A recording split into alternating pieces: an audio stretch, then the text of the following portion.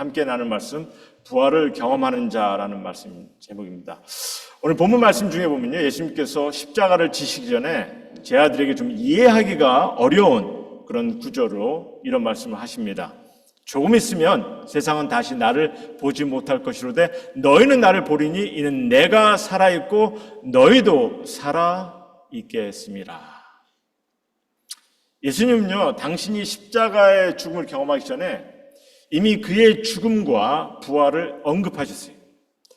비록 제 아들이 이해를 할 수는 없어도 하셨다는 거죠. 그러면서 더 이해가 안 되는 그 말씀이 뭐냐면, 특별히 그 다음에 뭐라 말씀하시냐면은 너희가 살아있을 것이라는 겁니다. 이미 살아있는 이들에게 너희가 살아있을 것이라. 그럼 여러분, 주님께서 말씀하신 이런 삶을 지금 살아가고 계십니까? 어떠한 삶인지 알고 계십니까? 오늘 부활절을 맞이해서 그 삶이 어떠한 삶인지 좀 함께 나누고자 합니다. 그런데 먼저 예수님께서 부활하셨음을 우리가 어떻게 증명할 수 있는지를 좀 먼저 나눴으면 합니다. 우리 사랑하는 성도 여러분은 예수님의 부활을 믿으십니까? 아멘? 아마 믿으실 거예요. 그럼 좀 증명해 보일 수는 있으십니까? 증명해 보일 수 있어야 하지 않겠어요? 사실 저도 좀 이런 질문을 좀 많이 한 사람입니다. 그래서 예수님의 부활을 좀 증명해 보일 수 있는 그런 방법을 좀 찾았는데 보니까 너무나 많은 방법이 있는 것을 발견했어요. 사실 성경뿐만 아니라 우리가 역사적 증거를 통해서 정말 논리적으로 증명할 수 있는 방법이 너무나 많은 것을 보게 됩니다. 사실 오늘 말씀도 어떻게 보면요, 예수님 스스로가 당신의 부활을 예고하고 또 증명하고 계신다는 거죠. 사실 오늘 본문 이전에 내용을 잠깐 보면요, 예수님께서 당신 스스로가 하나님과 동등됨을 말씀하세요. God and I are one 이렇게 얘기하십니다. 사실 그 당시에 이런 담대한 말은요, 신성모독으로 여기고 돌로 쳐 죽여야 되는 그런 시대였어요. 그럼에도 불구하고 예수님께서 이런 담대한 말씀을 하셨다는 거죠. 그리고 오늘 본문에서는 예수님께서 당신의 십자가의 죽음을 경험하기 전에 그의 죽음과 부활을 예고하고 계시더라는 거죠. 그럼 이런 주님의 말씀을 여러분들께서는 어떻게 받아들이시겠습니까? 사실 이런 말은요, 정말 예수님께서 이런 말씀을 하셨으니까 정말 그런 분이구나 하고서 믿고 받아들이든지, 아니면 그렇지 못하겠다면은 의심할 수 있지 않습니까? 정말 어떻게 그럴 수가 있지? 하고 그렇게. 그래서 이런 의심 속에 여러분들께서 결론을 맺을 수 있는 것이 있다면 딱 두 가지인 거죠. 이를 기록한 이 성경 말씀, 이 거짓 증거를 하고 있다고 여러분들께서 믿는다든지, 아니면 이런 말을 하시는 예수님께서 거짓 증거자, 사기꾼, 정신병자, 그렇게 결론을 내릴 수밖에 없다는 겁니다. 다른 옵션이 없어요. 다른 리즈닝이 없더라고요. 그래서 이런 말씀은 우리에게 동안 정말 큰 도전을 주는 말씀입니다. 정말 예수님께서 하나님 되심을 믿고 받아들이시든지, 아니면 예수님을 거짓 증거하는 자, 사기꾼, 아니면 정신병자로 간주를 하든지, 아니면 이 성경책은, 우리가 하나님의 말씀으로 여기는 이 성경책은 거짓을 전하는 책이구나 하고서 여러분께서 내버리든지, 그 방법밖에 없다는 거죠. 그래서 그 당시에도 예수님을 거짓 증거로 여기면서 그를 따르는 이들을 핍박하던 자가 있었습니다. 누구냐면은 바울이라는 자죠. 여러분들 바울은요, 여러분들 잘 아시겠지만 그 당시 유대 학문을 철저히 받고 매우 박식한 자였습니다. 하나님의 말씀을 정말 알 만큼 안 그런 사람이었어요. 뿐만 아니라 유대교의 열심당이었습니다. 그래서 기독교가 막 퍼지기 시작했을 때 기독교인들을 제일 먼저 핍박한 사람입니다. 많은 기독교인들을 감옥에 집어넣고 죽게까지 했어요. 그래서 기독교인 중에 제일 처음으로 순교자가 된 스데반을 돌매질해서 죽이는 데 앞장선 사람입니다. 그런데 그러니까 하루아침에 변화하는 사건이 벌어지죠. 부활하신 예수님을 만나게 됨으로써. 그것도 예수님께서 십자가의 죽음을 당하신 이후에 오히려 열심당원으로 예수님을 믿는 이들을 핍박하던 그가 예수님을 전하는 이가 되었다는 거죠. 그러니까 그는 누구보다도 예수님의 부활이 정말 거짓이었다면 어떤 일이 벌어질 것을 누구보다도 잘 알고 있는 이입니다. 그래서 그는 담대하게 이런 말씀을 전하는 거죠. 고린도전서 15장 14절에서 15절 말씀 보면 그리스도께서 만일 다시 살아나지 못하셨다면 우리가 전파하는 것은 헛것이요 우리가 전파하는 또한 너희 믿음도 헛것이며 또 우리가 하나님의 거짓 증인으로 발견되리니 우리가 하나님이 그리스도를 다시 살리셨다고 증언하였습니다. 만일 죽은 자가 다시 살아나는 일이 없으면 하나님이 그리스도를 다시 살리지 아니하였으리라. 담대히 예수님의 부활이 사실임을 그는 증거하고 있다는 거죠. 그러니 예수님께서 부활하셨고 지금도 살아계심을 그는 고백하고 있습니다. 우리 임마누엘교회 성도님, 이곳에 계신 성도님 모두 여러분 지금 이 순간에도 예수님께서 우리와 함께 계시고 우리 안에 살아계셔서 함께 계심을 믿고 계십니까? 믿으십니까? 믿으셔야 돼요. 예수께서 이런 말씀을 하지 않습니까? 조금 있으면 세상은 다시 나를 보지 못할 것이로되 너희는 나를 보리니 이는 내가 살아 있다. 이렇게 말씀하시는 거죠. 그러면서 또 말씀하시는 것이 이제 너희도 살아 있겠습니다. 주님이 부활하셨듯이 이제 우리도 살아 있겠다. 이렇게 말씀하십니다. 그래서 이제 그 다음 구절을 좀 더 다시 한번 좀 생각해서 합니다. 여러분들 이 다음 구절을 보시면은 예수께서 또 이렇게 말씀하십니다.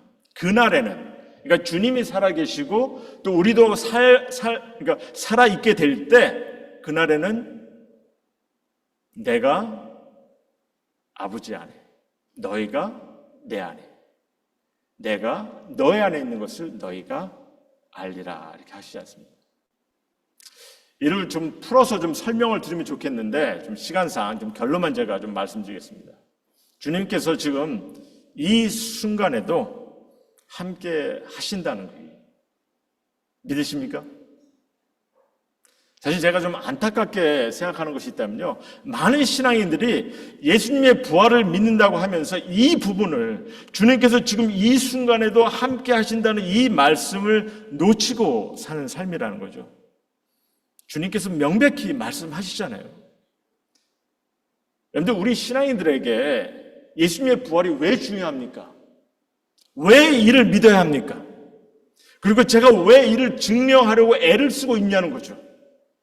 예수님의 부활을 통해서 영생의 삶이 주어졌구나. 물론 이를 우리가 깨닫고 믿고 영생의 소망을 갖고 살아가는 것 너무나 중요한 일이죠. 하지만 무엇보다도 여러분이 부활하셨다고 믿는 그 주님은요, 그냥 이제 부활하셔서 그냥 천국에서 하나님 우편에 앉아 계시는 그런 분이시구나, 이런 의도로 부활하신 그런 것만이 아니라는 거죠. 부활하신 주님이 이제 내 안에 나와 동행하시며 나와 함께 하심을 이를 인식하고 믿어야 하는 겁니다. 그러니까 오늘 본문 말씀에서도 보면 16절에 영원토록 너희와 함께 하리라 이렇게 말씀하셨어요. 17절에 보면은 너희 속에 너희 안에 계시겠습니다 이렇게 말씀하십니다. 그리고 우리를 정말 믿고 계신다면요, 또 예수님께서 지금 너희도 살아있겠습니다 하신 이 말씀이 어떠한 의미인지를 좀 바로 아실 거예요. 우리 이 땅에서 이제 거듭난 삶, 정말 삶의 참 의미를 갖는 새로운 소망을 갖는 그런 삶을 경험하며 살아가는 그런 이가 되었음을 말씀하고 계시더라는 거죠. 그래서 베드로전서 1장 3절 말씀 보시면 우리 주 예수 그리스도 아버지의 하나님을 찬송하리로다. 그의 많으신 긍휼대로 예수 그리스도를 죽은 자 가운데서 부활하게 하심으로 말미암아 우리를 거듭나게 하사 새로 태어나게 하셨다는 거죠.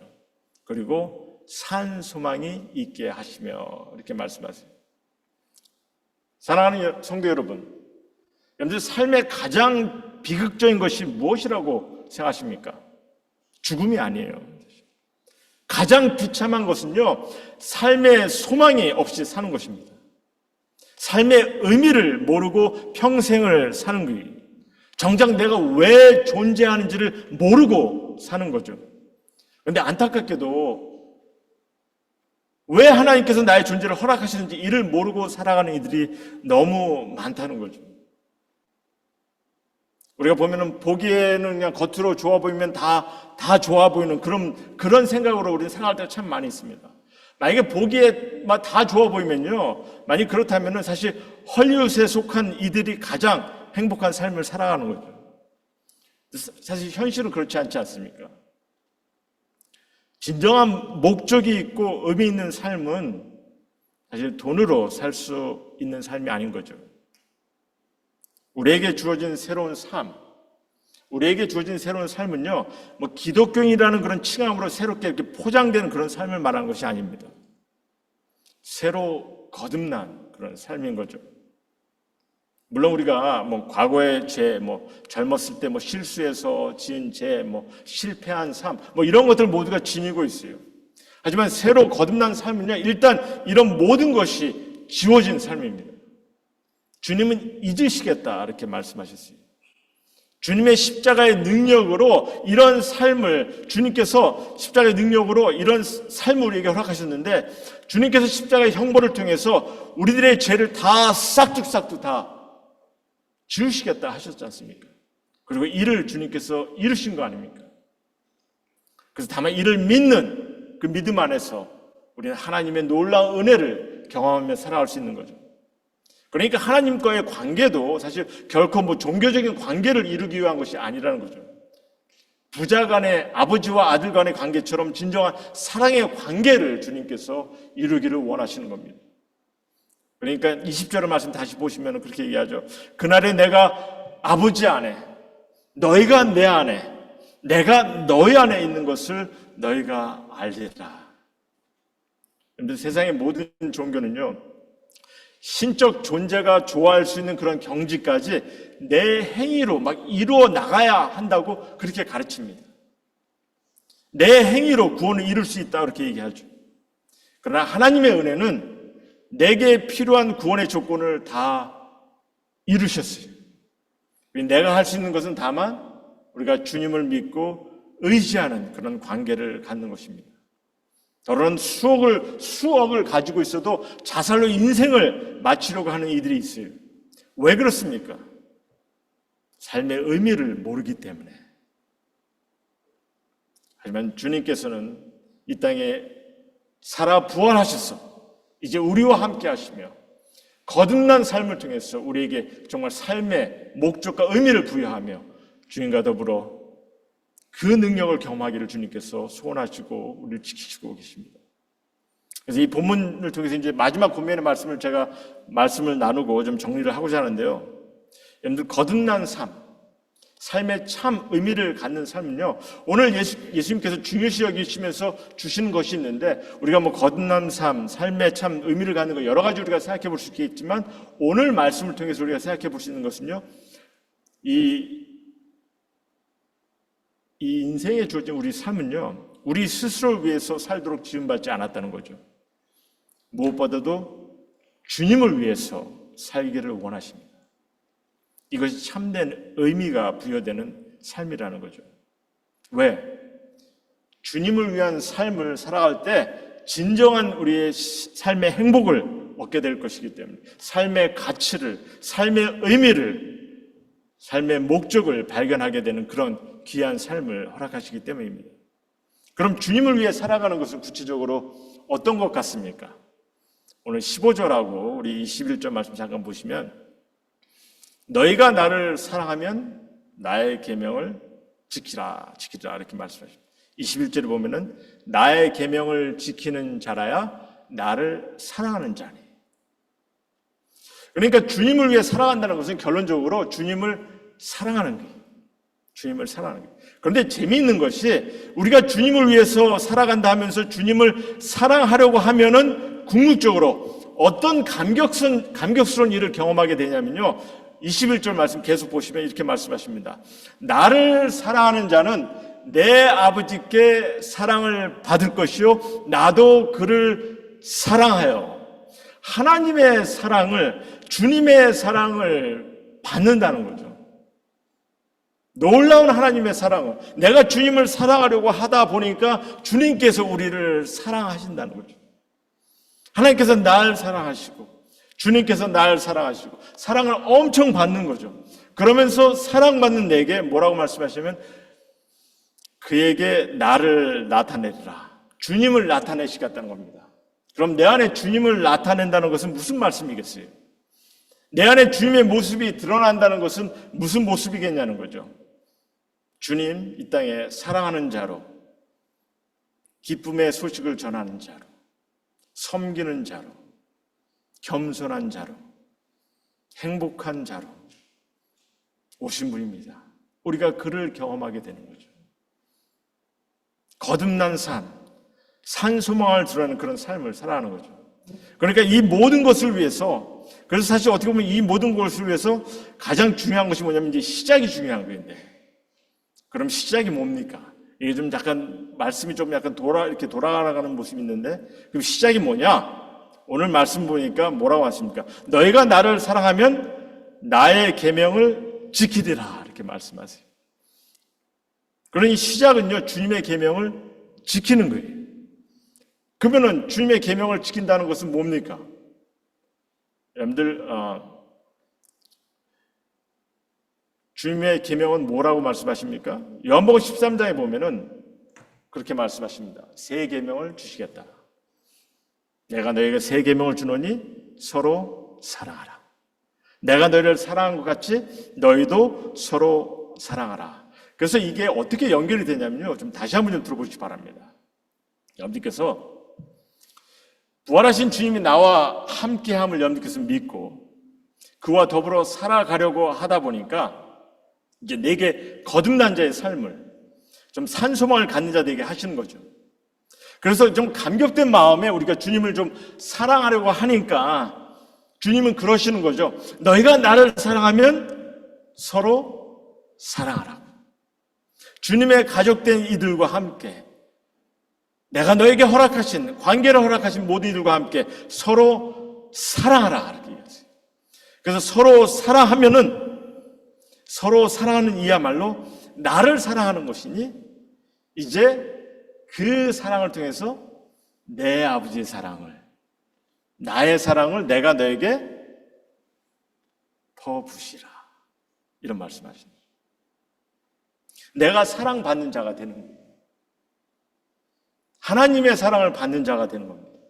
그리고 내 안에 하나님의 사랑, 하나님의 내 삶에 하나님께서 또한 당신의 모습을 드러내시는데, 주님의 모습을 드러내시는데 무엇이라고 했습니까? 나를 지키시고 나를 성숙케 함으로써 내가 사랑을 할 줄 아는 자로, 정말 기뻐하는 자로, 섬길 수 있는 자로, 겸손한 자로, 행복을 경험하는 자로, 삶의 목적을 이루어가는 자로, 그래서 거듭난 삶이, 산소망을 드러내는 그런 삶이 진정으로 무엇인지를 알고 경험하는 자로 우리를 인도하신다는 거죠.